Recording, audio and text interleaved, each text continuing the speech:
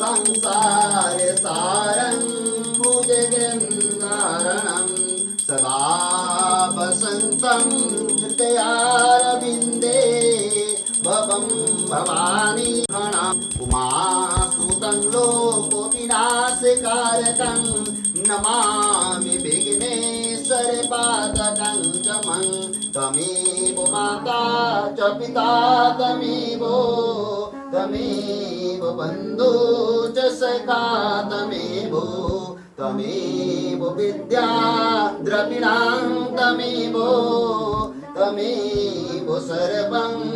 मम देवो अच्युतं केशवं रामो नारायणं कृष्ण दामोदरं वासुदेवं हरिं